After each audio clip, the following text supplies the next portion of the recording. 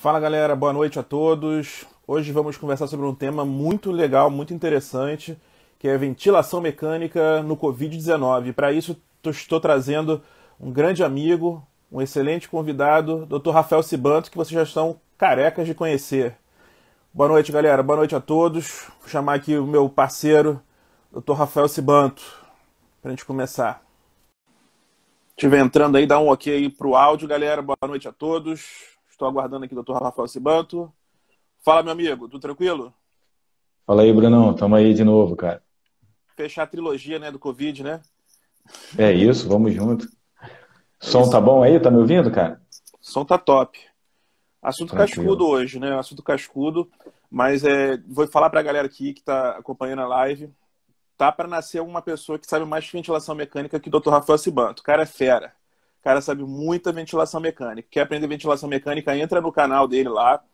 Ele dá várias dicas de ventilação mecânica. Não deixe de seguir o Rafael Sibanto, que ele é fera. E em breve vou estar preparando um curso aí de ventilação mecânica para a galera. A galera vai arrebentar aí com esse curso aí. Não é verdade? Com certeza, cara. É um assunto que eu adoro, né? Você sabe que eu curto a beça e agora, mais do que nunca, a gente está sendo desafiado por esse tema, né? Acho que a gente pode colocar dessa forma. Com certeza, né? Até porque é muito difícil, né? Até porque, já entrando já no tema do nosso bate-papo de hoje, né? O Covid não é uma doença homogênea, os doentes são diferentes, né? Então, o perfil do doente primeiramente, antes de começar a traçar a estratégia de ventilação, claro que existe uma estratégia universal de ventilação, mas a gente precisa entender qual é o fenótipo do paciente, né? Então, qual é o estilo do paciente, qual é o perfil de ventilação que a gente vai oferecer para o nosso paciente. Então, acho que a gente pode começar a nossa live conversando um pouco sobre isso, né? Sim, sim. Assim, eu queria fazer uma introdução, porque como é um tema extenso pra caramba, até para o pessoal que não me conhece, ou até mesmo quem está sempre ali do meu lado, entender um pouquinho do pensamento da ventilação mecânica, né? A gente vai falar especificamente da ventilação mecânica no Covid, mas a ventilação mecânica ela é um reflexo do que é a nossa medicina. Então, a gente tem uma série de questionamentos e vai aprendendo como fazer ventilação mecânica. Eu que estou fazendo isso há mais de 20 anos, eu fui aprendendo e hoje eu utilizo recursos que eu não tinha do ponto de vista tecnológico, mas também do ponto de vista de visão, de análise da ventilação mecânica. Então, eu queria dizer que a gente encara esse processo de suporte ventilatório invasivo baseado, antes de mais nada, na evidência. E a evidência é como vem sendo pautada e construída a nossa ciência. Só que a evidência ela não é completa, como você já falou em outras lives, principalmente dentro da terapia intensiva. E aí, lógico, que a gente tem uma segunda perna, que é o racional, que é o mecanicismo, que também não é perfeito. Às vezes a gente explica uma coisa de uma determinada maneira fisiopatológica, mas quando você vai testar na prática não dá muito certo. Então, na verdade, a gente só anda na ventilação mecânica se a gente tiver essas duas pernas. A perna da evidência, que cada vez mais vem sendo construída, mas falta muito para a gente ter uma evidência e dados incontestáveis, e uma perna que é do conhecimento da fisiologia e da doença. No caso do Covid, a doença está sendo descoberta, né? A gente já tem a fisiologia, mas muito da doença ainda será relatado aí por quem estuda isso de maneira séria. Falado dessas duas pernas, eu queria trazer a nossa cabeça em relação à ventilação mecânica, que está relacionada à sabedoria médica, que é uma coisa que vem sendo levantada nos últimos tempos e que está muito em congruência com o que eu penso. E aí, eu vou resumir essa questão da sabedoria falando do que o menos é mais. E dentro da ventilação mecânica, esse conceito tem que ser mantido. O que eu quero dizer com isso? É lógico que se eu posso levar um paciente com insuficiência respiratória de maneira menos invasiva, assim o será. E a gente só lança a mão da ventilação mecânica invasiva quando, de fato, a gente, entre aspas, é encurralado. E a gente tem que tomar uma decisão de ventilar mecanicamente alguém, de fugir completamente da maneira habitual que a gente ventila para uma maneira completamente artificial que tem os seus danos. Então, a primeira mensagem de falar de ventilação mecânica é que a ventilação mecânica tem seus danos.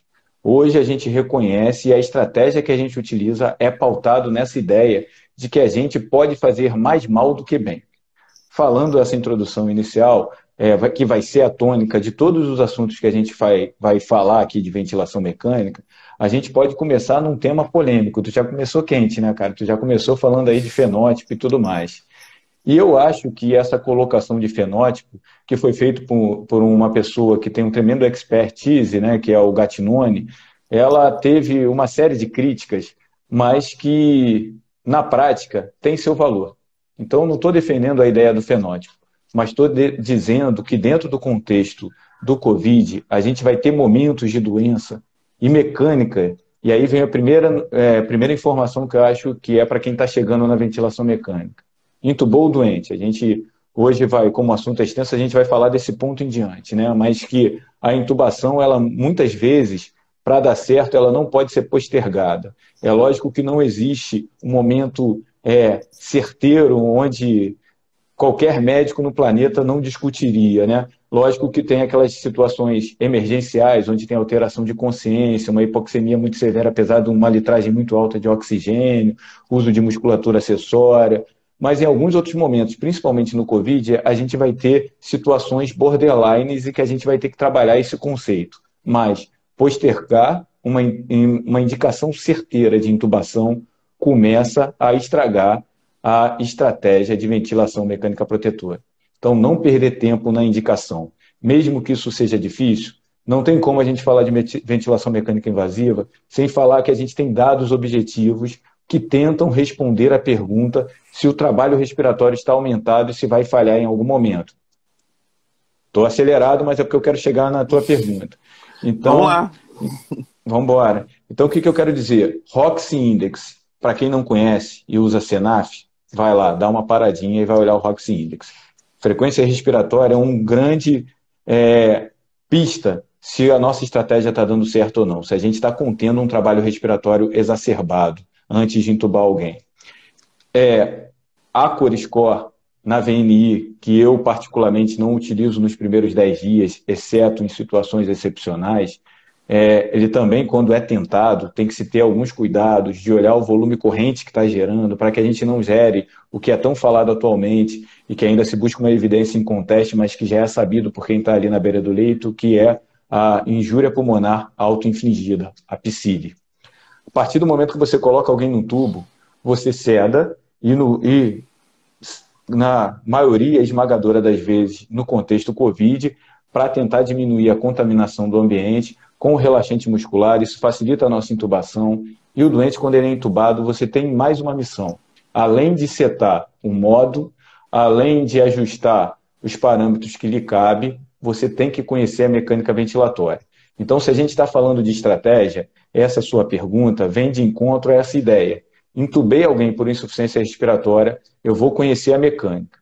É lógico que tem um grupo heterogêneo, como geralmente acontece quando a gente se reúne nessas lives, e para tentar traduzir, o que a gente tenta entender? A gente tenta entender o comprometimento funcional do pulmão. No COVID, dificilmente a gente vai ter uma resistência elevada.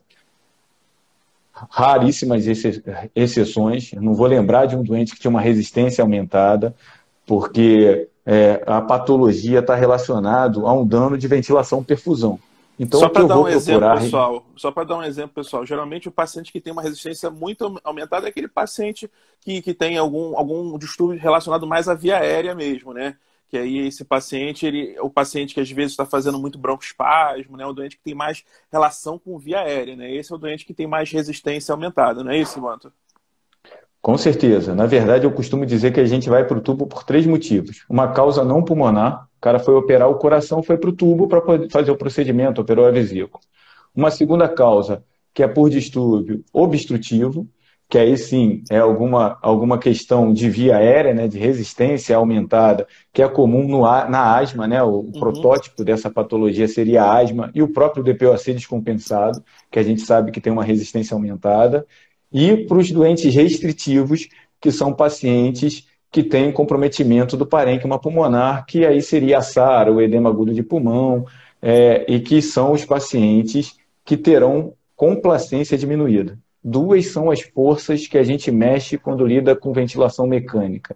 A equação do movimento respiratório, que diz respeito à pressão das vias aéreas, ela mexe com essas forças e movimentos relacionados à resistência e fluxo, e com as questões das forças elásticas, que é o volume e a complacência.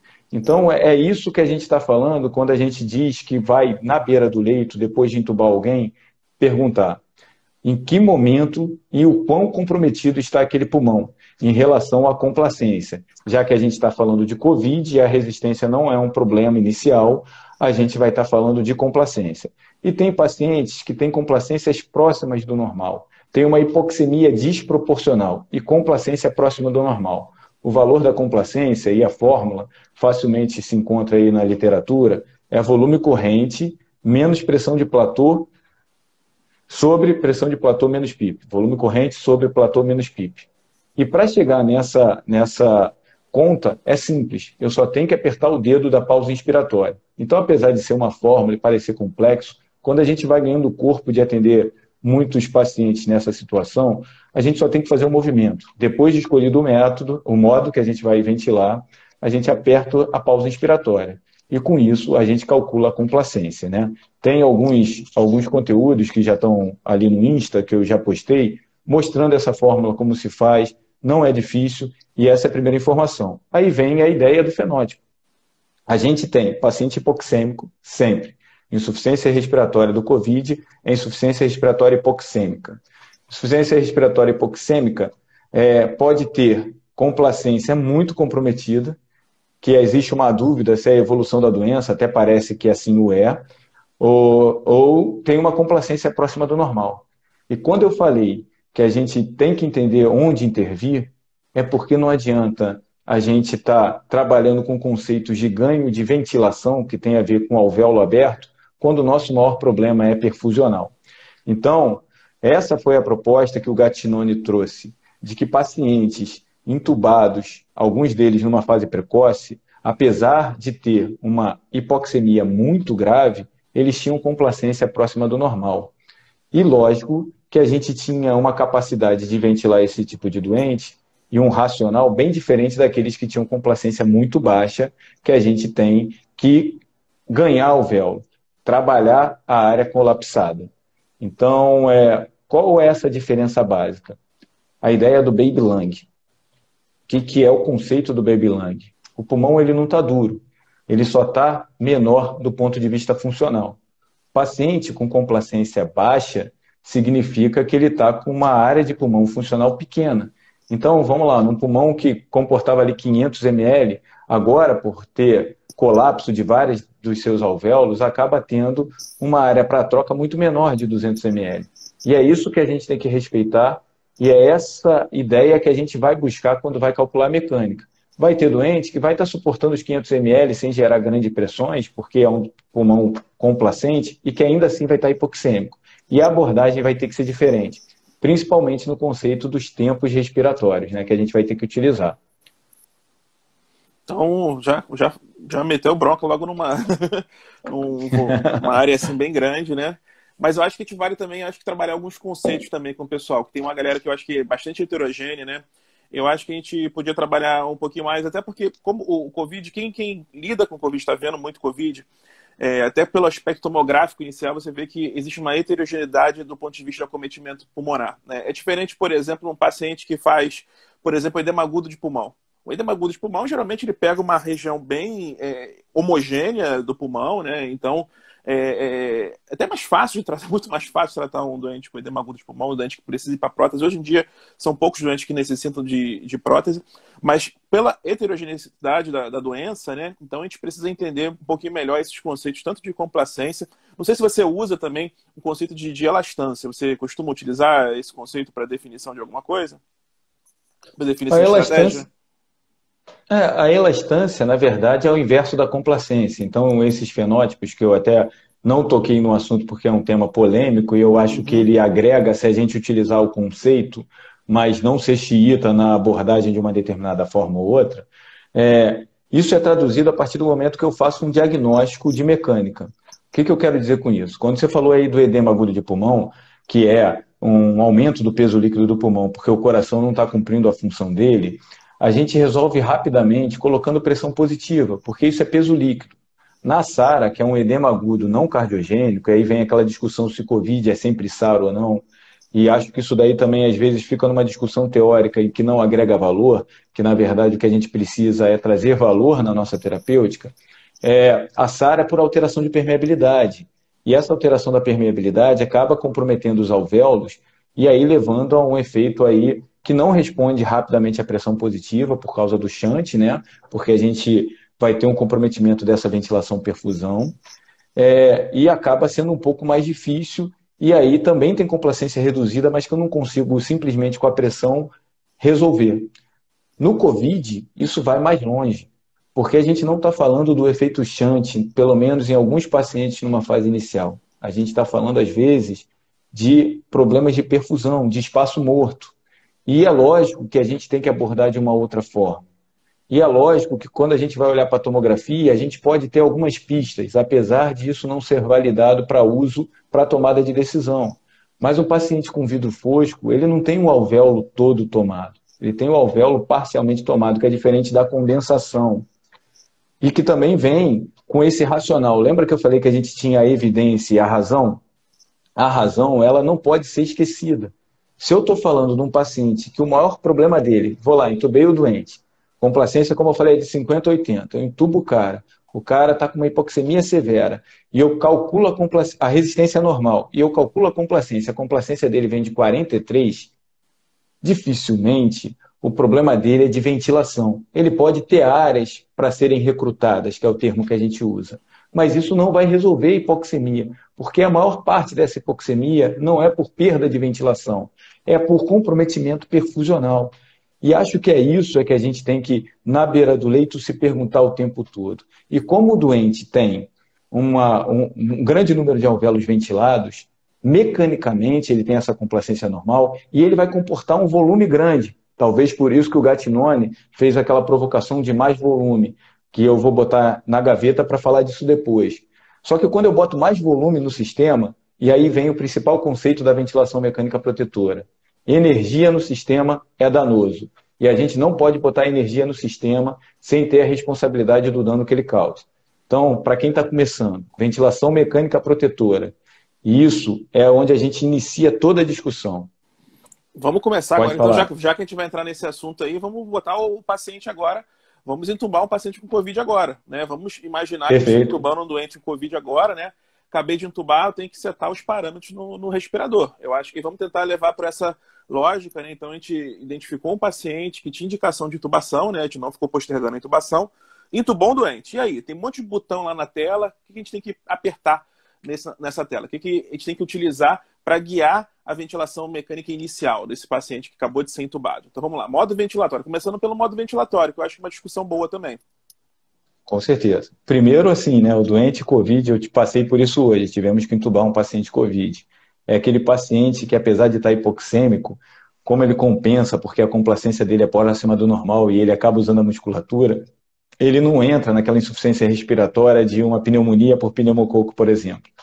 E às vezes você tem que apresentar para ele, porque a gente já tem um conhecimento da doença, de que você tem que intervir. E aí é aquela coisa que você avisa. Então já é um momento bem dramático. Às vezes aquela hora da videochamada é bastante dramático. Dito isso, botamos segurando no tubo. O tablet para a família é ruim, né? Você pega o tablet, avisa para a família, é uma intubação programada. É uma intubação programada, não é uma intubação expressa. Se você estiver intubando um paciente com Covid expresso, você está errado, né? Porque a intubação no Covid é uma intubação programada. Você conversa com o doente, você tem que ser franco com o doente, explicar, olha só, do jeito que está, vai piorar a sua situação, se a gente ficar postergando. Ah, mas eu estou me sentindo bem. Às vezes o paciente ele tenta contra-argumentar, né? Mas eu estou me sentindo bem, assim, eu consigo.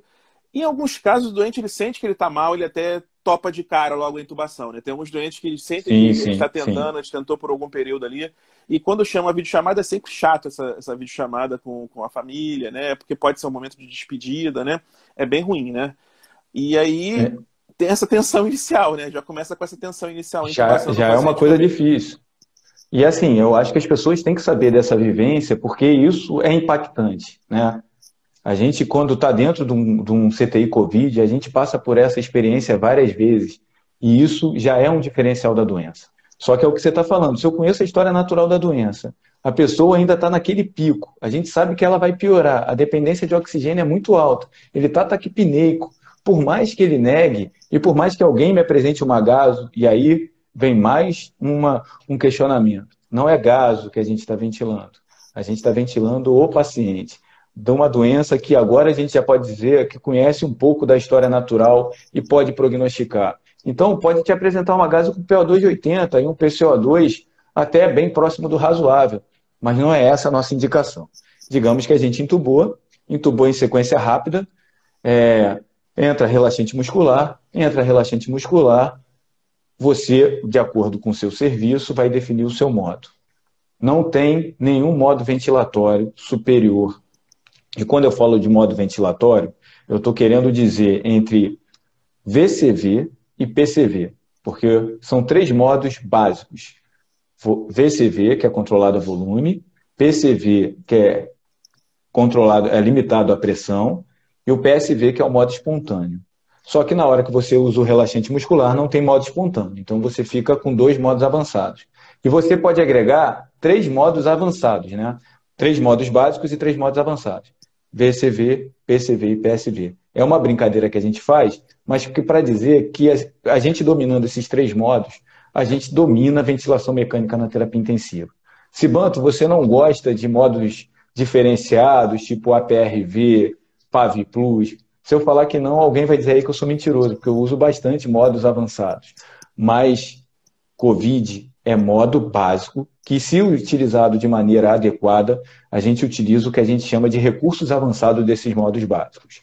Então, não tem necessidade ou indicação precisa de você usar PCV no lugar de VCV.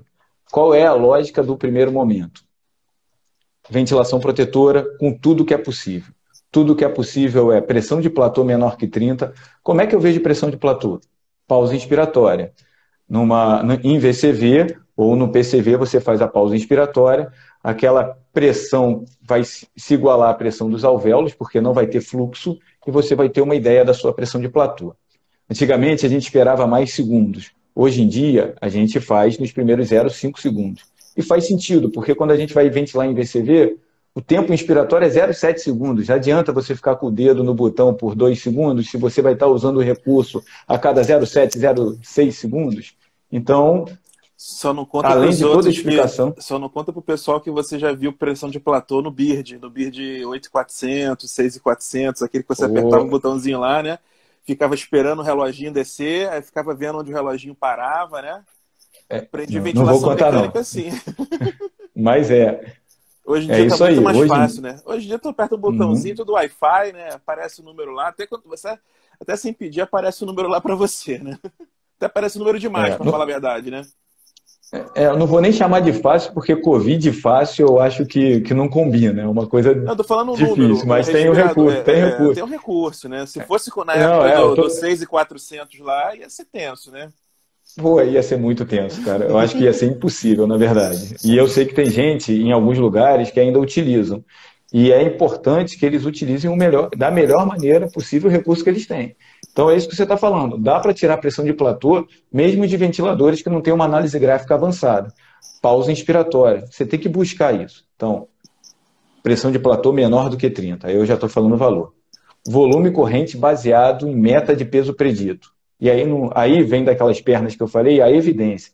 Essa estratégia, e é bonito, porque mais do que uma medicina de precisão de um determinado valor, é um conjunto de valores que faz com que o resultado seja melhor, baseado também no racional. Então é a razão da evidência, de evitar energia. E aí é o volume corrente baseado por quilo de peso predito. Então se o cara tem 1,50 m e tem 180 quilos, você não vai pegar os 180 quilos que o pulmão do cara não cresceu.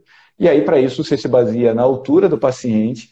Tem aí algumas fórmulas para você calcular isso usando uma fita métrica, fazendo medidas do antebraço, e tem outros métodos, mas o importante é que você tenha o conceito que é do peso predito. Então, platô, eu vou me repetir para as pessoas gravarem. Platô menor do que 30, volume corrente de 4 a 6 ml por quilo de peso predito e driving pressure menor do que 15, que é a pressão de platô, que eu já sei qual é porque eu apertei o dedo do botão, e vou olhar a PIP, é platô menos PIP, que é a parte de baixo da complacência, que foi uma fala que veio de um trabalho de 2015, que não é prospectivo, não é uma evidência 1A, mas que ajuda muito esse racional de evidência que eu estou trazendo. Se eu falei desses 3 itens, e eu estou falando de um doente muito grave e que está numa fase hiperaguda, e se ele está numa fase hiperaguda, eu vou tirar ele da jogada, porque isso é importante que seja dito. Quando a gente tem um quadro inflamatório, o pulmão é um órgão no meio da inflamação, e ele vai querer responder àquela inflamação do organismo. Ele vai querer dar o que ele não tem, cara.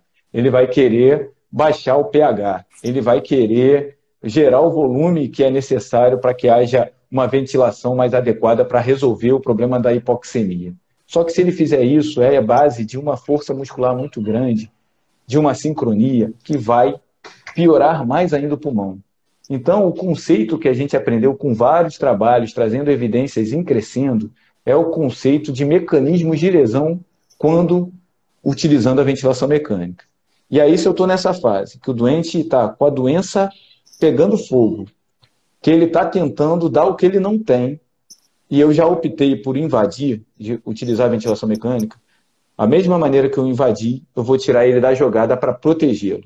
E aí, com essas 3 regras, a maneira mais segura de eu usar o número 2, que é o volume corrente, eu falei número 2, mas poderia ser o número 1, é em VCV. Porque VCV, eu vou setar no aparelho o volume que eu quero.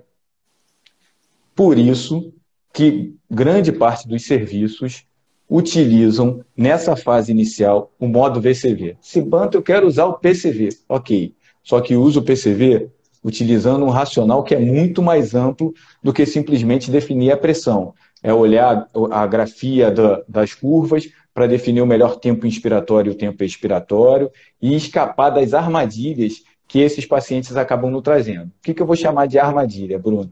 Se eu tenho um paciente com complacência próxima do normal e ele comporta muito bem o volume que eu coloco dentro do tórax dele, eu muitas das vezes acabo, no modo PCV, gerando um volume exagerado. E esse volume exagerado demora para sair de dentro. Como o pulmão é complacente, ele não expulsa rapidamente o ar. Então, por uma setagem inadequada, se você utilizar um modo às cegas, você pode, com aquela ideia e com aquele afã de resolver a hipoxemia, criar um novo problema, que é o represamento do ar dentro do tórax, que é o auto-PIP.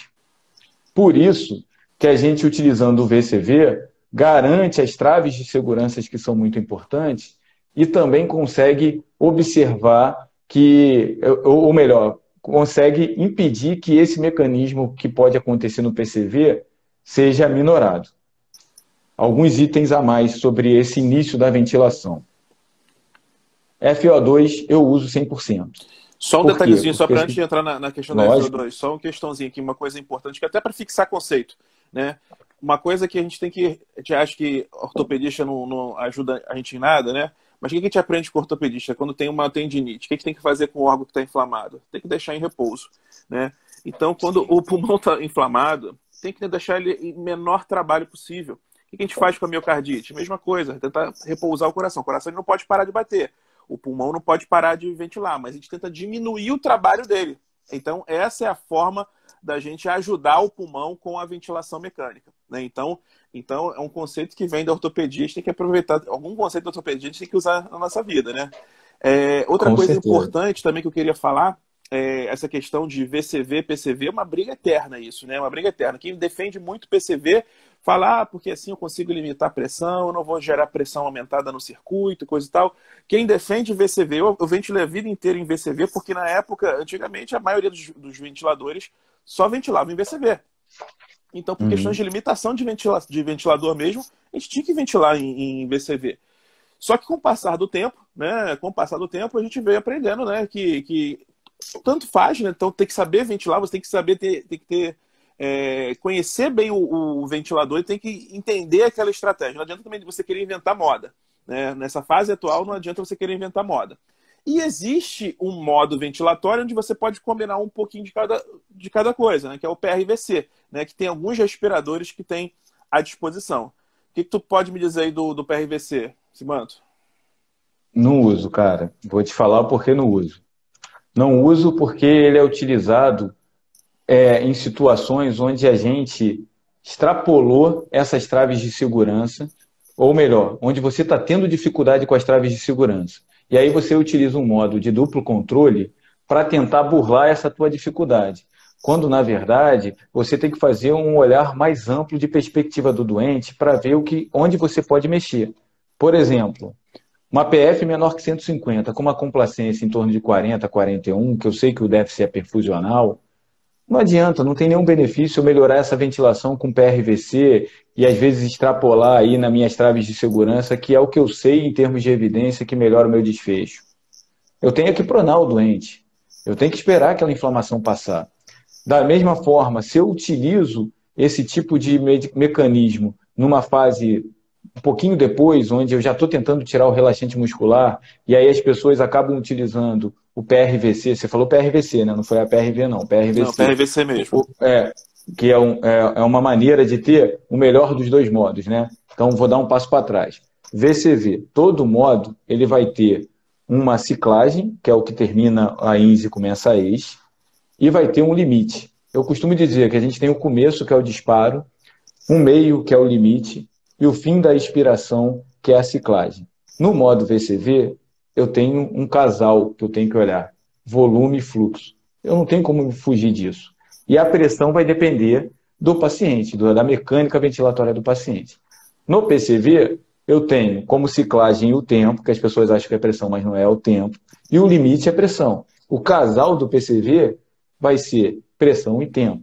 O volume vai variar. E foi por isso que eu utilizei aquela minha afirmativa inicial, que para garantir o volume eu começo com o VCV.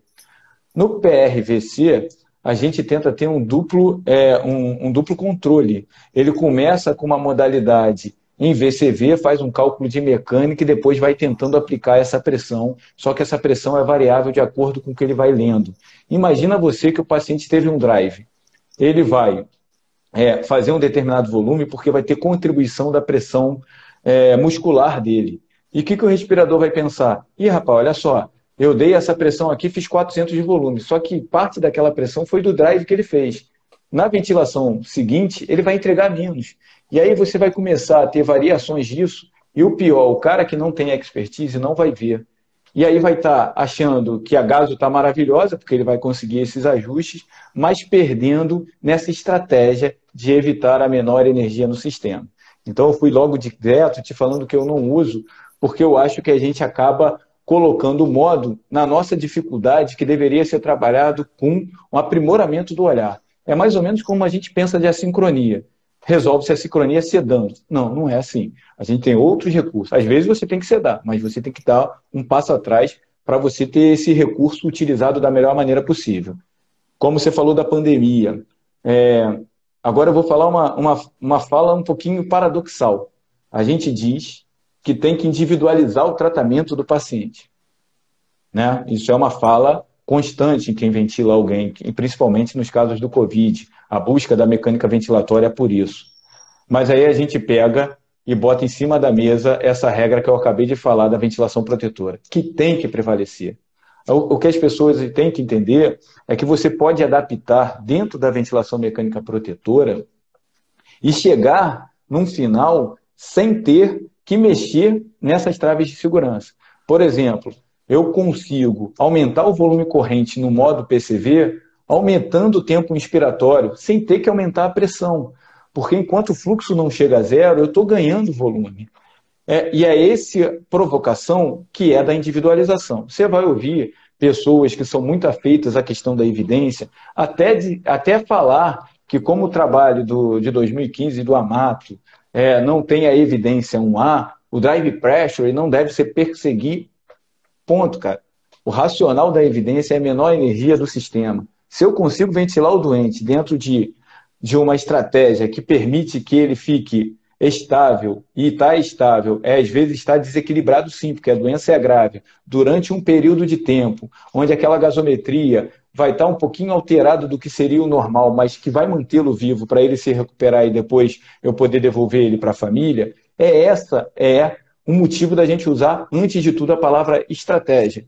Então, essa é a provocação que a gente faz. A melhor evidência que a gente tem é menor energia no sistema, utilização de maneira avançada desses modos básicos, aumentando o seu poder de atuação usando a razão desses modos. Então, PRVC, não. Se você me falar de APRV, que foi até uma pergunta que me fizeram, aí eu vou te falar, não vou falar não, vou dizer quase nunca. Porque o APRV, ele é um modo que tem como característica a liberação para permitir ventilações espontâneas, se o paciente assim o fizer. Eu fico entre dois níveis pressóricos, uma pressão alta durante um tempo muito longo e uma pressão baixa por muito pouco espaço de tempo. Com isso, eu vou inverter aquela lógica de abrir e fechar o pulmão. Eu estou até com medo porque vão dizer que eu estou defendendo o modo, e eu não estou falando isso. Eu estou só trazendo uma discussão avançada que talvez nem caiba agora para a nossa live. Uhum. Mas é o contrário, eu saio de uma pressão alta e abaixo. Eu consigo, nos pacientes que eu preciso recrutar, melhorar a área de colapso alveolar, com o aumento da pressão média, ter esse recurso numa curva de tempo e evitando um pouquinho a sedação. Só que isso exige uma expertise, cara, que é para poucos, porque pouca gente fez. Então, assim, eu não vou dizer nunca, porque às vezes o paciente muito obeso, onde a gente está tomando uma surra e a gente sabe que o obeso tem toda uma discussão, talvez ele possa ser usado. Mas eu até já me arrependi, porque a gente acabou dando um mergulho muito fundo num tema que pode trazer mais confusão do que a explicação. É isso aí, vamos voltar. Vamos voltar. E agora que a gente vai entrar na discussão da FO2, até um assunto importantíssimo, né? Esse banco trabalha num grande CTI e sabe que é difícil, né? Porque a gente trabalha, a gente trabalha com rotina, lida com vários plantonistas. Se você for considerar tamanho de CTI, o número de plantonistas, o número de fisioterapeutas que lidam com o paciente e você tentar uniformizar as condutas, por mais que você fale, você fala, às vezes chega um cara de noite que não, fica incomodado com aquela PF ali, né? Que tem a galera que são os tarados por PF, né? Não tem isso? Tem a galera que enquanto a PF não tiver num valor X, o cara tá lá, tá empurrando coisa, aumentando o PIP, aumentando FO2, o cara não vai descansar enquanto a PF não tá boa, né?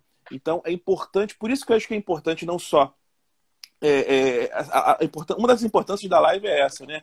É tentar uniformizar conceitos, que eu acho que quando a gente uniformiza conceitos, inclusive, às vezes é muito difícil você uniformizar os conceitos dentro do seu serviço, né? Às vezes não é tão simples, né? Porque às vezes você não tem contato, tem pessoas que vão dar plantão de noite, você não encontra a pessoa. Por mais que você se coloque à disposição da equipe para tirar qualquer tipo de dúvida, né? Você deixe claro qual vai ser a estratégia que você está querendo lidar com aquele paciente, vem um caboclo lá, muda e às vezes muda um destino do seu paciente, né? Então, acho que uma das principais mensagens é não ser tarado por PF, pelo menos numa fase inicial, deixar aquele pulmão desinflamar. É importantíssimo o pulmão desinflamar numa fase inicial, né? E agora vamos entrar justamente na FO2. Como é que a gente vai setar a FO2 de maneira inicial? Então a gente acabou de entubar o nosso paciente, escolheu o modo ventilatório, PCV ou VCV, FO2. Como é que a gente vai setar a FO2 agora e como é que a gente faz esse ajuste de FO2? Então, baseado em meta também, com a evidência de que o oxigênio em excesso faz mal e com essa preocupação. A meta é 92 a 96. Então, a gente não pode entrar dentro de um CTI Covid e ficar vendo o paciente ventilar a 99%. Hoje, a gente nem há necessidade para definir a oxigenação de uma gasometria, porque já é validado a saturação sobre a FO2. Tem uma fórmula que é fácil para fazer essa correlação. Ou você pode ter a tabela e dar uma olhada. E aí, se o doente tem uma oximetria estável, a gente tem que se basear na saturação. Dito isso, a menor oxigenação para gerar uma saturação acima de 92 e abaixo de 96. Eu, quando intubo, e a gente estava falando daquela situação que eu falei do VCV, eu queria fazer a provocação do Stress Index para quem não conhece, ficar com a curiosidade, porque é um dado importante e talvez uma das maneiras, um dos motivos de por que usar o VCV numa fase inicial. Sobre a FO2, quando você vai intubar esse doente, como existe um dano ali de VQ, né, de ventilação-perfusão, não é incomum o doente desaturar de verdade na tua frente. E no começo a gente ficava, será que esse tubo estava no lugar? Eu vi passar e ele desatura. Então, por isso que no paciente COVID, na hora que eu começo a ventilar, eu boto a 100%. Justamente para tentar minimizar essa situação de uma hipoxemia que em grande parte das vezes vai acontecer nesses pacientes. Então, objetivamente, que como eu sou empolgado no tema, eu vou me alongando. FO2, menor possível, para manter de 92 a 96, e eu começo com 100%, e aí depois de uma avaliação gasométrica a ser feita em torno de meia hora a uma hora, eu faço um ajuste, isso se eu estiver num lugar onde eu tenho recurso e facilidade de fazer gasometria, se não, eu posso utilizar só a saturação. No Covid, eu também vou ser sincero, é uma doença que tem lá suas peculiaridades. Eu não baixo a FO2 abruptamente. Então, eu não saio de uma FO2 de 100% e aí pego uma PF lá de 190, que me facultaria botar lá uns 60%. Eu faço essa redução e às vezes em passos, porque às vezes... E aí já vem uma crítica muito grande. Você falou para não ventilar a gasometria. Isso é uma verdade, uma evidência cada vez mais forte. Até porque a PF é errática. Quem trabalha em CTI Covid já viu um doente ventilando de uma determinada maneira que você escolheu, pegar uma PF de 120 e daqui a pouco você colhe uma gaso porque você viu a saturação melhorar e a PF está lá 190 e você não fez nada. Porque existem mecanismos ainda não totalmente conhecidos. Então, se existem mecanismos não totalmente conhecidos, se eu não consigo mexer em todos eles, por que essa verdade absoluta de querer mexer no paciente para conseguir uma otimização que eu não sei como atingir? Então, eu baixo com um pouquinho mais de parcimônia, e eu falei isso na última vez que a gente conversou. 2 gasometrias com PO2 de 110, alguém está fazendo alguma coisa errada. Porque o doente Covid não é para estar fazendo gaso com PO2 de 110. Até porque, nos casos extremos, a gente consegue trabalhar com valores muito abaixo disso e manter o paciente vivo e conseguir uma recuperação. Às vezes até com ECMO VV. Então, não tem por que ficar tomando decisões. Lembra lá daquela minha frase que eu provoquei da sabedoria do menos é mais? Não é para mexer toda hora. Não é para você achar que tem o controle de tudo. É para entender que o momento é difícil e você está ali para preservar o paciente de maior dano. Oxigênio também é dano. Então, a menor oxigenação dentro dessa meta que a gente falou, menor FO2 dentro dessa meta. Show. Talvez fosse interessante a gente falar dos outros dados, frequência respiratória, Isso. PIP, iniciais. Eu ia começar em PIP agora. Agora eu ia te passar a bola para PIP agora. E aí, pô, eu vou até... Vou ali beber água, cara. PIP é um tema polêmico, né?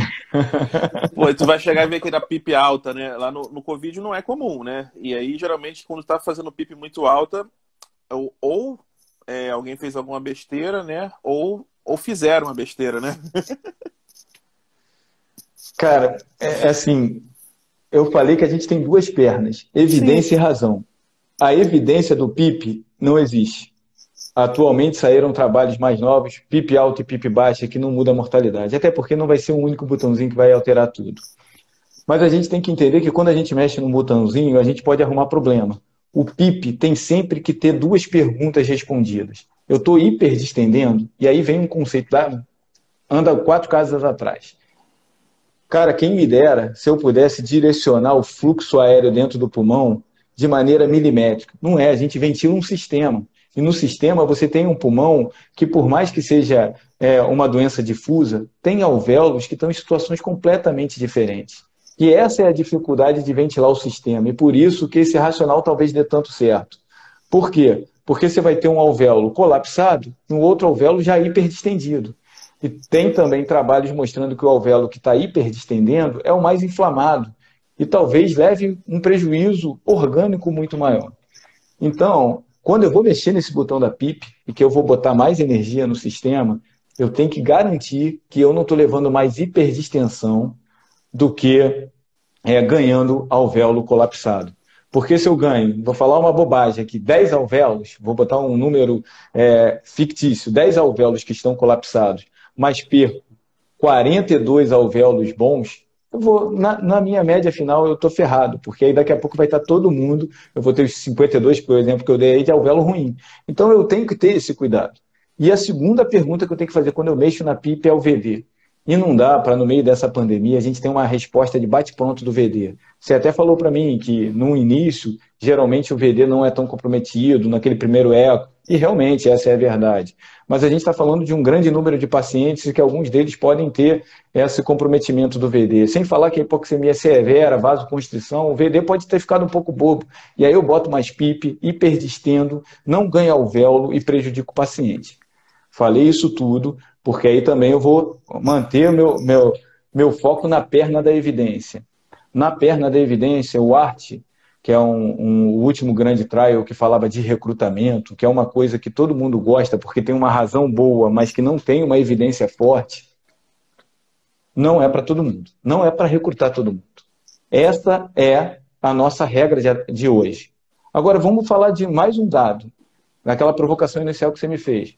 O doente tem complacência próxima do normal. O problema dele não é ventilação.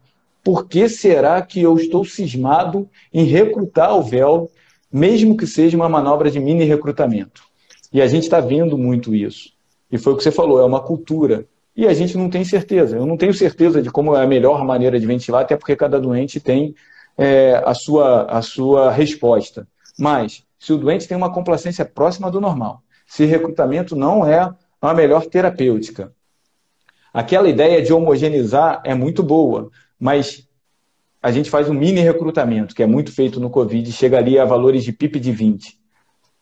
Tudo bem que eu não vou ter tanto dano em relação à hiperdistensão e ao VD, mas pode ser que num doente que esteja hipovolêmico e que esteja com uma complacência próxima do normal, isso até venha a acontecer se eu não tiver alguns cuidados. Então, assim, para que eu vou, se o doente não tem um grande problema de ventilação, submetê-lo a esse estresse de um PIP mais alto? Então, eu não tenho resposta. Mas o que eu posso te dizer é que se o doente... E aí, o que acaba acontecendo? O cara vai lá, faz um mini recrutamento até 20, depois vem para achar a melhor PIP. E aí o cara chega até 20 e depois deixa a PIP em 8. E aí eu vou inverter toda essa lógica. A minha primeira pergunta é, eu tenho PIP necessidade? Se eu tenho um paciente que tem uma complacência próxima do normal, eu tenho ali uma FO2 intermediária. O que é uma FO2 intermediária? Em torno de 60. Uma PF de 150, que é um marcador cru, quando a gente vai falar de tomadas de decisões, fala de um paciente que está com uma FO2 de 60% e tem uma PO2 de 90%. Ninguém morre por isso. A gente leva doentes em ventilação não invasiva, né? Na verdade em CENAF, não em ventilação não invasiva, ou mesmo máscara com reservatório, a valores até abaixo disso. Então, por que no doente que eu sei que tem uma complacência próxima do normal, que está no meio da inflamação da doença, e que eu já botei na cabeça que eu não quero estragar aquele pulmão com energia, será que eu tenho que ficar atrás desse PIP o tempo todo? É lógico que isso é um racional e que às vezes vai ter que ser quebrado. É lógico que vai depender da dificuldade e do desafio que o paciente te traz. Mas você dividir isso e esse raciocínio com todos é muito difícil, porque todo mundo quer fazer o melhor. E somos vários médicos, somos vários fisioterapeutas que são protagonistas de atuação dentro da ventilação mecânica no CTI. E às vezes a gente está tão atarefado que a gente não tem esse tempo para fazer essa discussão de filigrama. Mas eu, particularmente, acho que o PIP inicial é 10, para começar. Se a ventilação mecânica me mostra uma complacência próxima do normal, 40 para cima, eu tenho uma PF muito próxima de 150, eu não vejo PIP necessidade de fazer essa pergunta de mexer no PIP. Eu estou usando PIP necessidade porque eu me apropriei daquela ideia do fluido. E eu penso sempre, PIP necessidade, PIP responsividade, que é a segunda pergunta que eu sempre tento responder, e PIP tolerância, que a gente falou no início disso tudo, que é VD e hiperdistensão. Então, começa com 10, se a complacência é baixa, se é um paciente grande obeso, se você tem, de fato, uma PF muito abaixo, uma PF próxima de 100, você está meio que encurralado, e aí, complacência baixa, PF próxima de 100, você tem um racional para começar a responder essa pergunta. Tem a questão da PIP Table, que no Covid, isso foi bastante trabalhado com uma análise crítica muito grande, porque, na verdade, não é troca gasosa. Às vezes, a gente tem que olhar o paciente como um todo e a mecânica, concordo com isso. Mas já tive pacientes desafiadores que, para não ir para a ECMO, tiveram que ganhar um PIP alto, mesmo com uma complacência próxima do normal, traindo todo esse meu racional. Porque eu já tinha tentado tudo, achei que ele estava hiperestendendo, procurei isso, procurei aquilo, e quando eu usei o PIP Table e a prona, que a gente não pode sair de COVID de ventilação mecânica sem falar de prona, numa curva de tempo ele foi recrutado, escapou do ECMO e conseguiu manter na sua jornada ali sem um sistema mais invasivo ainda do que ele estava fazendo. Não sei se respondi, Bruno, falei pra caramba, mas é isso. Você respondeu um pouquinho, doutor Hugo Simon, presente aí na nossa live, né? Doutor Hugo. Doutor Hugo, nosso antigo chefe, né? Grande É isso. intensivista. Amigo, né? Amigo também, parceiro. Parceiraço, está sumido, inclusive.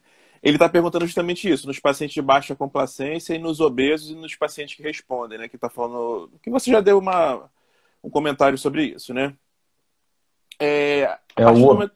Pode falar. O obeso tem a questão da pressão, tem a questão da pressão intraabdominal, o obeso, da pressão da própria caixa torácica, valores de pressão de platô são trabalhadas de outra forma. A posição do paciente é super importante, é muito comum no COVID, mas também não vou me estender muito nesse assunto, mas é um assunto de interesse que cabe uma discussão bem interessante sobre o assunto.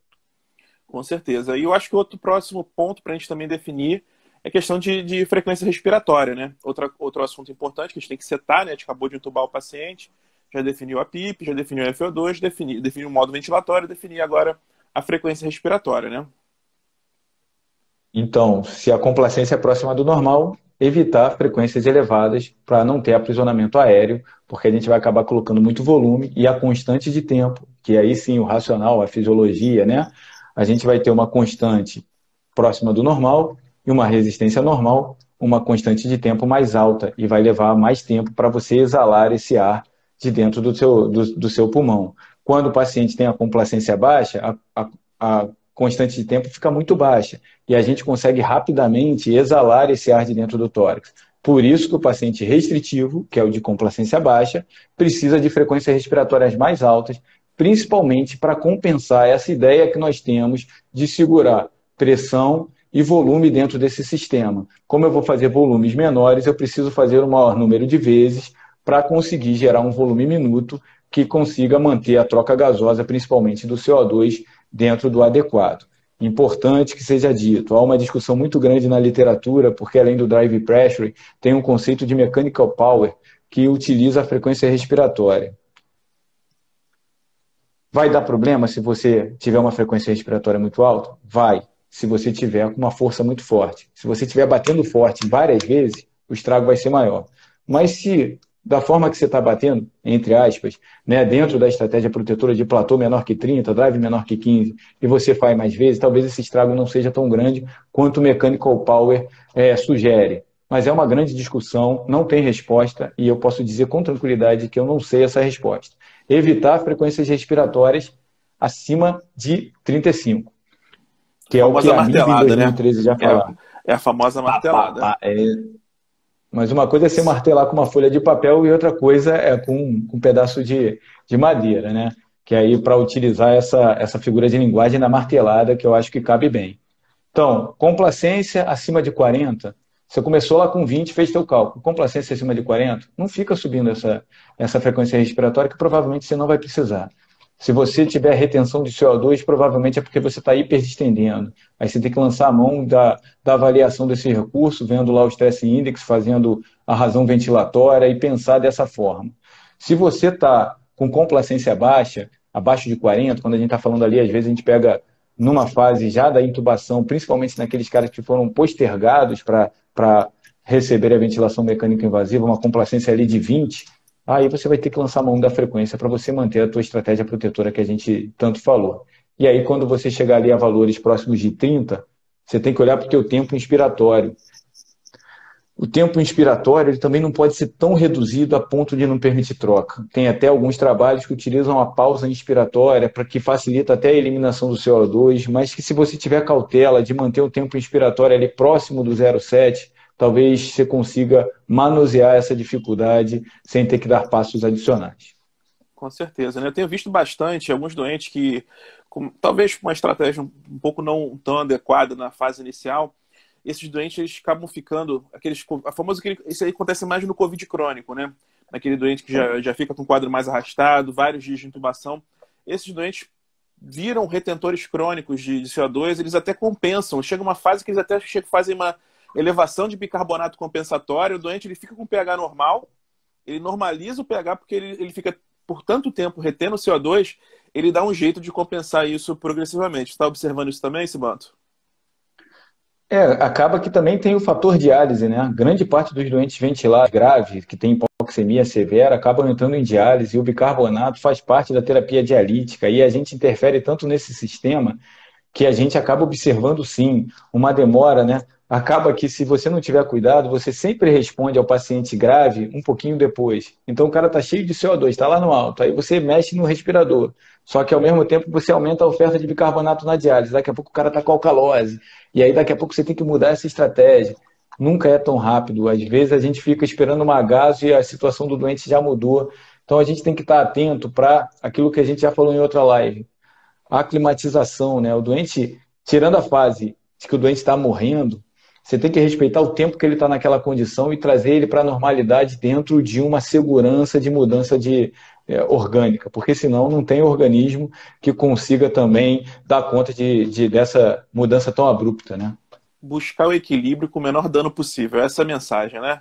Então, vamos lá. Menos é mais. Exatamente, como sempre. Então, nós entubamos nosso doente, né? Chegou um paciente Covid para a gente, PCV ou VCV, né? Inicialmente, uma FO2 inicialmente de 100% e vai reduzindo conforme a saturação de O2, uma PIP inicial que você comentou em torno de 10 e uma frequência respiratória ali sempre buscando algo mais fisiológico sem evitar frequências respiratórias mais elevadas. Beleza. Estabilizou o doente, entubou o doente e agora vamos para a condução do doente durante a internação. Agora a gente já falou dos parâmetros iniciais, né?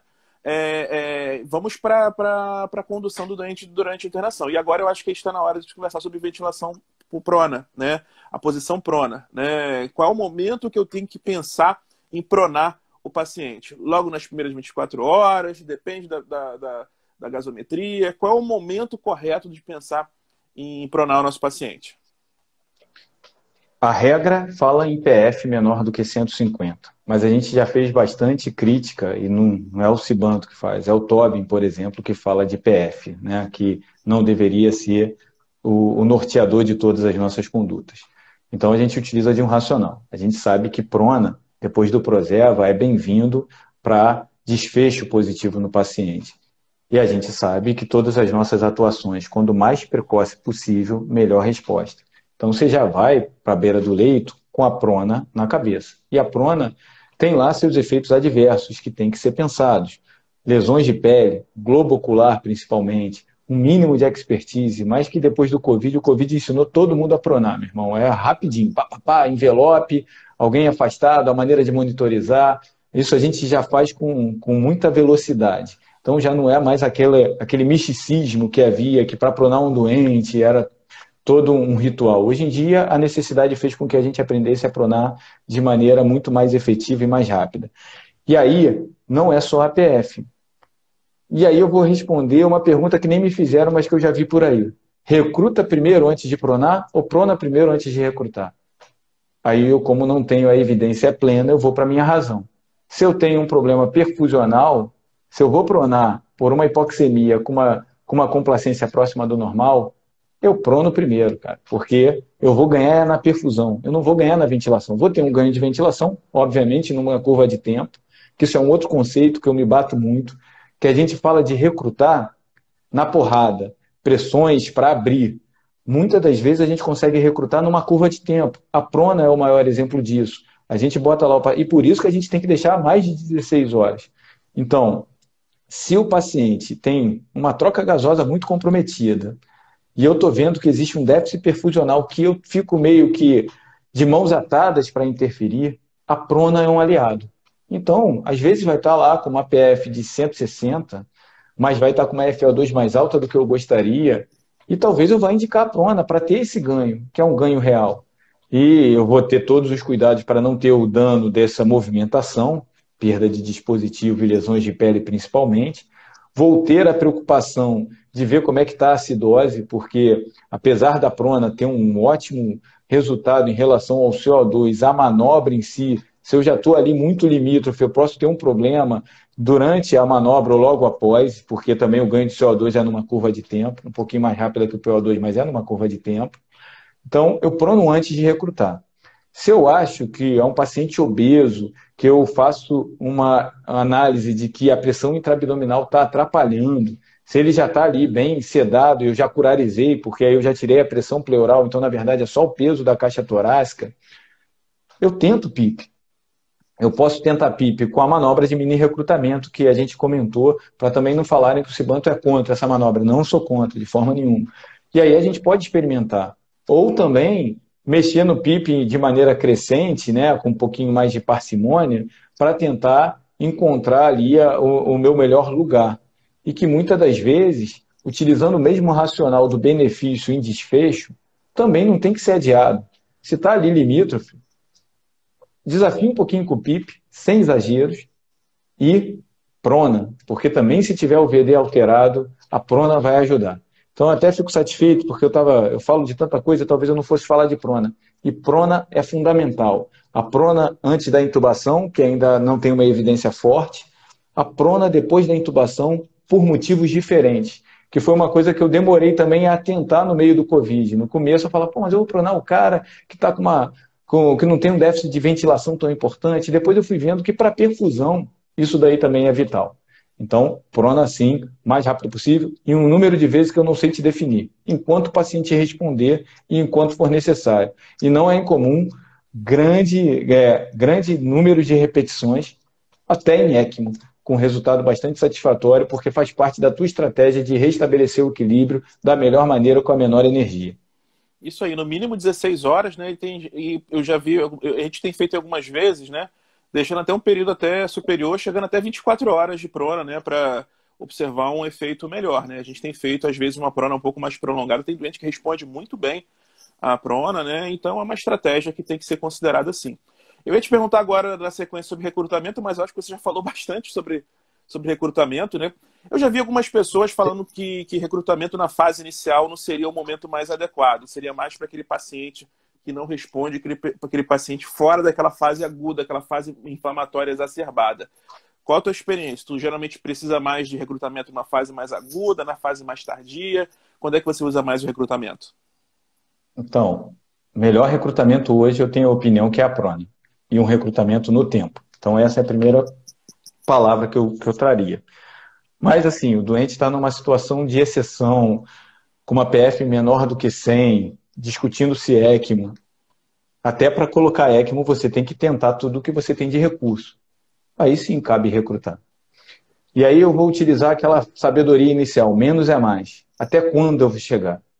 Depende, né? Se eu com mini recrutamento eu já tenho um ganho ali de mecânica, e isso é visível para mim, eu não preciso chegar naqueles valores tão altos que a gente utilizava no passado. E fazendo a ressalva que, se eu já tenho valores de complacências que não são tão reduzidas assim, eu tenho que pensar que grande parte do meu problema não é ventilação, volto a dizer. E aí não adianta recrutar, porque eu não vou resolver de todo o meu problema. Então, vou na fase hiperaguda, onde tem uma inflamação grave, onde o risco de hiperdistensão nesses alvéolos nobres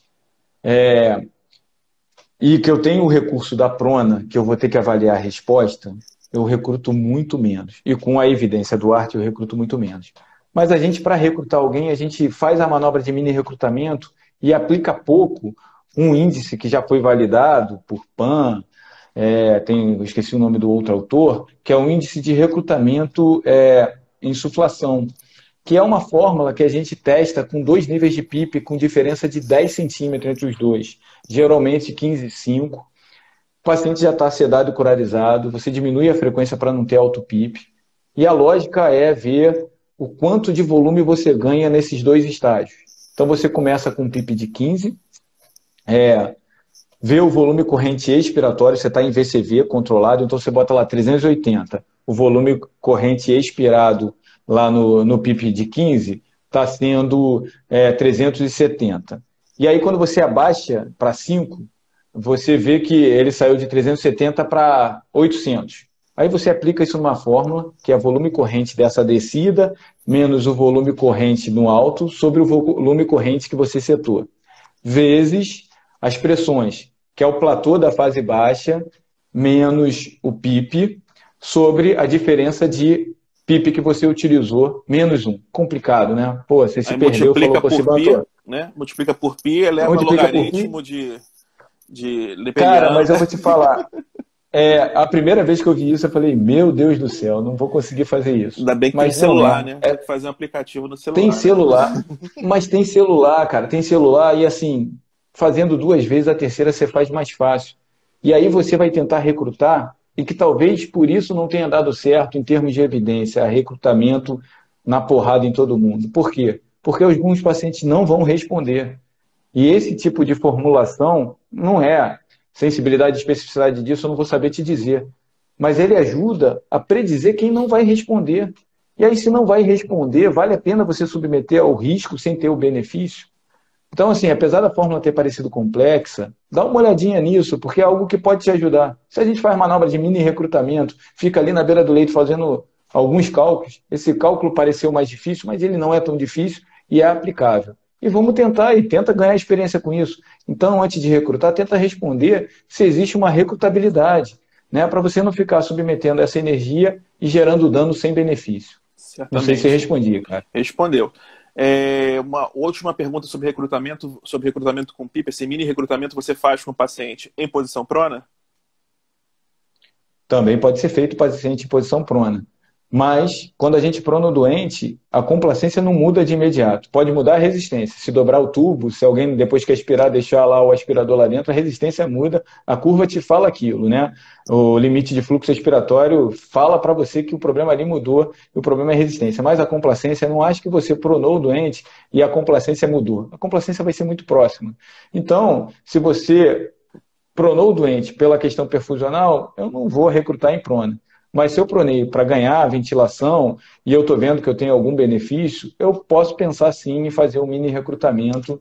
Aí não vai dar muito para fazer esse teste de recrutabilidade, porque aí provavelmente o doente vai estar retendo o CO2, vai ter toda uma análise nesse sentido. E aí talvez eu experimente sim, PIP um pouco mais alto, sabendo que o VD dele é bom e de olho se eu estou hiperdistendendo, pensando no Stress Index, que apesar de ser uma resposta tardia, porque ela faz uma leitura do sistema, se ela está alterada, eu estou machucando muito. Então, o Stress Index tem que ser observado, apesar de também que a gente faz no olho, mas que eu acho bastante razoável para responder essa pergunta. Show. Já passou bastante do tempo, eu acho que tem mais dois tópicos que eu acho que vale a pena a gente conversar. O primeiro, eu acho que a gente pode passar bem rápido, né? Porque também é um assunto que tem pouquíssima evidência, que é o óxido nítrico. Você tem utilizado o óxido nítrico esses pacientes que estão com PF muito baixa, paciente que responde mal. Você tem utilizado óxido nítrico? Não tanto. Acho que vai ter algum doente que vai ter benefício, existe aí um racional para isso. Atrapalha a ventilação, principalmente quando a equipe não é treinada, que você vai botar dentro da ventilação um fluxo adicional, existe uma monitorização, existe um risco ocupacional para o grupo. Eu acho que a gente já tem outros recursos que têm melhor validação, talvez até por disponibilidade. Eu não tenho uma experiência ampla e dificilmente eu penso nisso, cara. Perfeito. Tá, sobre o óxido nítrico é isso. Eu acho que o próximo ponto agora é o momento de definir qual é o momento que eu tenho que começar a suspender a sedação. O doente, eu intubei o doente, né? Monitorizei o doente, fiquei acompanhando o doente, tentando manter uma boa ventilação. E chega um momento que o doente melhora, né? E eu tenho que saber qual é o momento para começar a desligar sedação e os bloqueadores musculares, né? E qual vai ser essa fase em que vai me permitir suspende primeiro o bloqueador, né? E depois suspende a sedação propriamente dita, né? Então, qual vai ser o melhor momento? Vamos conversar sobre esse assunto agora para a gente finalizar a nossa live, que já passou um pouquinho do tempo aí, para a gente poder fechar. Não, tranquilo. E é um assunto extenso mesmo, eu imaginei, eu até estava confuso como é que seria essa live, que é muito assunto, e eu sei que também, para quem está começando, a gente também acaba falando de coisas que torna cansativo e não é o objetivo, é provocar de um lado positivo. Não tem resposta absoluta, mas tem racional. Naquela perna que a gente se apoia, a razão é de que saiu da fase inflamatória, né? E aí saiu da fase inflamatória, parou de fazer febre, começou a cair parâmetros inflamatórios, a complacência teve algum ganho, a oxigenação é intermediária, não está gravemente comprometida, eu tenho que começar a sair para que o doente tenha de novo o equilíbrio dele. Quando eu estou nessa fase, a primeira coisa que tem que sair é o bloqueador neuromuscular, porque não é também uma evidência tão forte assim, tem dados conflitantes na literatura, mas ajuda muito, quem está ali à beira do leite sabe que é impossível ventilar alguns doentes sem relaxante muscular. Então a primeira resposta é, se a complacência é mais próxima do normal, talvez eu tenha mais chance de tirar logo o bloqueador neuromuscular. Lê do engano, porque o drive ventilatório desses pacientes é extremamente exacerbado e a gente vai ter que ter muita jogo de cintura para conseguir entregar para esse drive exacerbado que ele está pedindo. Então, antigamente, dentro da terapia intensiva e desse conceito de sair o quanto antes, a gente parava a sedação, né? Você pode trabalhar a sedação com meta ou fazer suspensão diária. Cara, passou de 48 horas, vai tentar, na marra, tirar o relaxante muscular. Fica todo mundo bravo, porque, pô, não dá, esses doentes de Covid ficam muito tempo na ventilação. Isso é uma profecia que se autorrealiza porque a gente acredita nisso. Se eu conseguir ganhar alguns dias de ventilação, e quanto menos sedação, e principalmente menos relaxante muscular, mais facilmente eu vou atingir esse meu objetivo, que eu não sei quando é, mas eu teng que brigar por essa busca. Então, passou de 48 horas, a minha provocação, não está na literatura, mas eu acho razoável, é tentar de todas as formas retirar o relaxante muscular. Tira e vê o que acontece. Tira e se prepara para um drive exacerbado.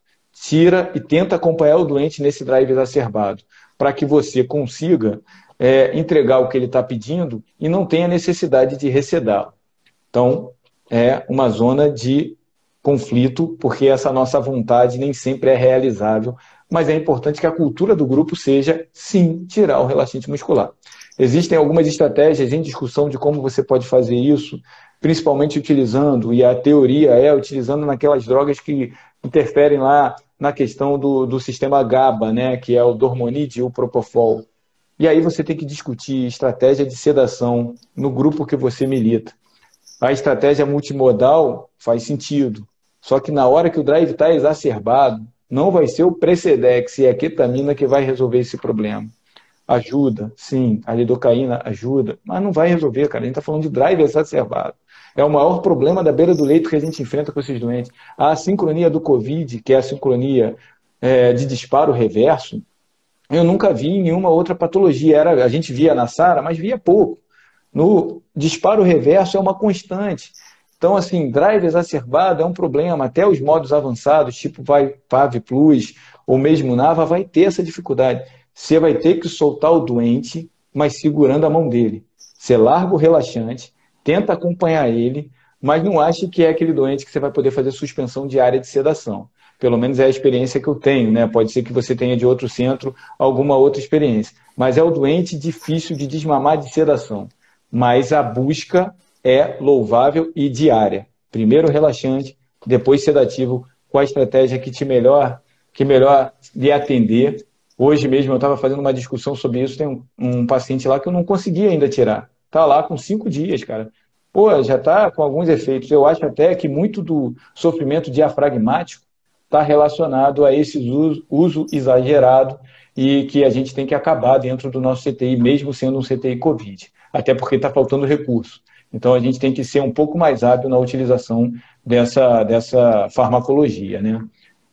Sem dúvida. Cara, a gente não falou de uma coisa que eu queria deixar só uma mensagem, que antigamente a gente fazia a ventilação mecânica do pulmão, protegendo o pulmão, e hoje a gente tem que proteger o diafragma. E esse item da suspensão da sedação, ela vem ampliar esse olhar nos modalidades espontâneas, com o uso de algumas ferramentas como o P01 e a POC, que eu até talvez achasse que a gente tivesse mais tempo, mas que concordo que a gente já está se estendendo bastante, mas que tem que ser conhecido de todos.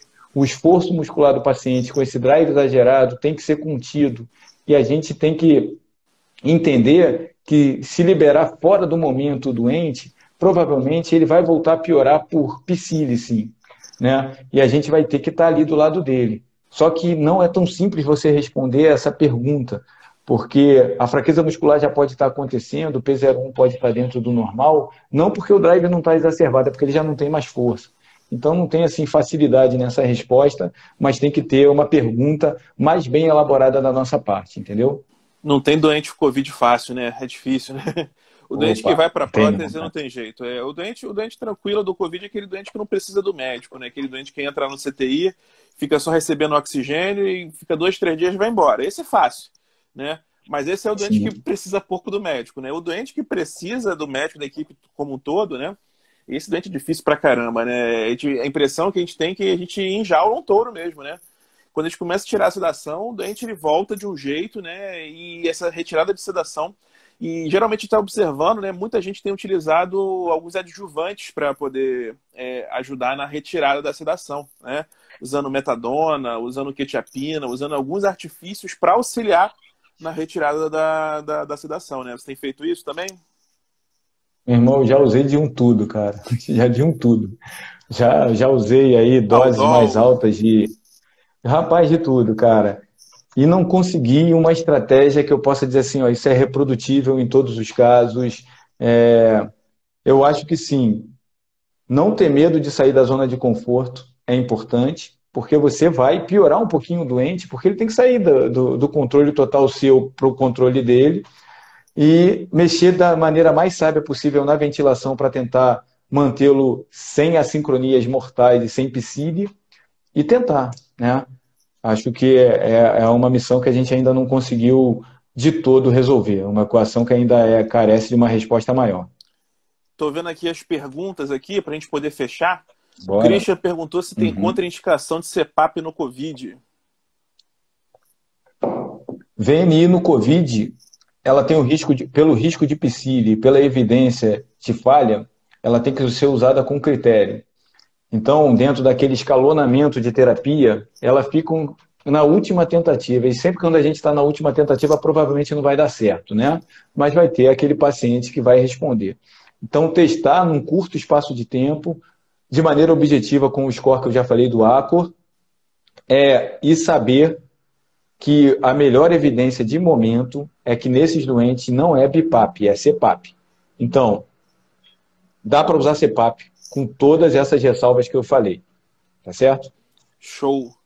O Roosevelt está falando que não é aconselhável avisar que vai entubar o paciente. Tem que avisar, né? Não tem jeito, né? A gente vai fazer um procedimento com o paciente, tem que avisar, não tem como não avisar. É só na situação de urgência É, mesmo, né? é Aí, né? lógico, é lógico. Mas tem que avisar, gente. É, Não a tem. gente, até porque a gente está ali em prol dele e ele tem direito, né, de saber das terapêuticas que a gente vai utilizar, é uma questão ética, né, que não cabe na nossa live, mas é importante. É Ó, o sim. Rodrigo Ratum aí me provocando aí, ó. A tão alardeadas doses cibânticas, que eu já tentei de tudo, cara, já fiz dose grande de muita coisa. Ratum, grande amigo, grande abraço, Ratum. Perguntando se vai ficar gravada a live, eu sempre tento, né? Sempre tento salvar a live, mas de vez em quando dá uns problemas aí no salvo, mas em geral tá ficando salvo assim. Acho que é isso. O pessoal perguntou pouca coisa hoje, até porque é um tema mais espinhoso, né? Não é todo mundo que Opa, tem essa expertise como você tem, né? É um tema bem pesado, mas eu acho que foi de grande conhecimento para todos, né? A gente vai tentar salvar essa live. Agradecer mais uma vez a tua presença aí.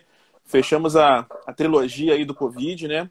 Espero que a gente consiga passar agora. Eu acho que a tendência agora, se Deus quiser, é diminuir um pouco o número de casos, para a gente voltar a atender outras doenças também, porque a gente está cansado já disso, né? Mas poxa. faz parte, né? Faz parte. Está na guerra, né? Somos soldados nessa guerra. Assim, eu sei que eu falei demais, mas é porque de fato é um tema difícil. A gente tem que provocar quem está chegando a buscar a maior quantidade de informações para fazer o melhor, que é o que a gente vem tentando esse tempo todo. É, o que parece muito difícil num primeiro momento, com a vivência, vai tirando esse peso e não é mais uma escolha, cara. Todo mundo tem que que lida com esse tipo de paciente, tem que estar envolvido, porque faz parte de um time. Não adianta também delegar isso só para fisioterapia ou achar que é o médico que vai tomar todas as decisões, que algumas decisões estratégicas ultrapassam muito apenas a ventilação, que vai desde balanço hídrico, antibiótico, corticoide, que tudo aquilo que a gente já falou, e que é uma necessidade social e a gente tem que melhorar essa nossa abordagem dentro desse coletivo, cara. Isso aí. O Ernesto está fazendo algumas perguntas aqui, mas agora encerrou ao mesmo tempo, não tem como prosseguir. Ernesto, sugiro você entrar lá no perfil do Cibanto, que eu tenho certeza que ele vai ter o maior prazer em te responder lá. Beleza? Até porque Com são certeza, questões pode entrar relacionadas à lá. PRV, é um tema mais espinhoso, e ele vai ter o prazer de te responder. Beleza, Ernesto? Galera, Isso prazer aí. inenarrável estar na presença de todos aí. Até a próxima. Nos vemos na próxima terça-feira. Cibanto, brigadão. Um abraço, Valeu irmão. Obrigado você, e até a cara. próxima. Tchau, tchau, pessoal.